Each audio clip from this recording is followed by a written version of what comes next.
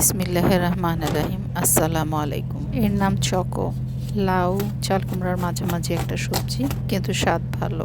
এর ছিলকা আর মাঝখানের বীজটুকু ফেলে দিলে বাকি চকোটা ছোট ছোট টুকরা করে লাউয়ের মতো রান্না করা যায়। আমি চকোর সাথে আজকে 2টা আলুও দিয়ে নেব।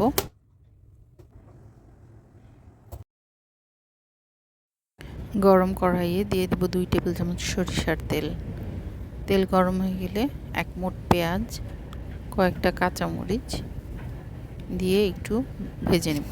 চকো খুব তাড়াতাড়ি সিদ্ধ হয়ে যায়, এই জন্য আলুটা আগে দিব, অল্প একটু লবণ দিয়ে আর হাফ চা চামচ হলুদ দিয়ে আলুটাকে একটু ভেজে নিয়ে তারপর চকোটা ঢেলে দেব। ঢাকনা দিয়ে কষাবো কিছুক্ষণ।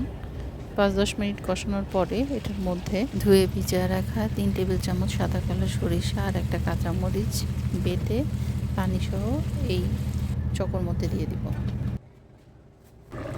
15-20 মিনিট পর সরিষাটা মাখা মাখা হয়ে গেলে আর চকো আলু সব সিদ্ধ হয়ে গেলে লবণটা চেক করে এটাকে নাড়াচাড়ায় আর একটু জাল করে নেব।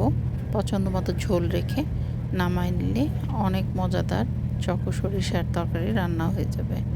এই রেসিপি আমি এর আগে চাল কুমড়া দিয়েও করে দেখছি, খাইতে সেই রকম মজা হয়। লাউ চাল কুমড়া চকো যা দিয়ে বানান না কেন স্বাদ ভালো আসবে, এটা হচ্ছে আসল।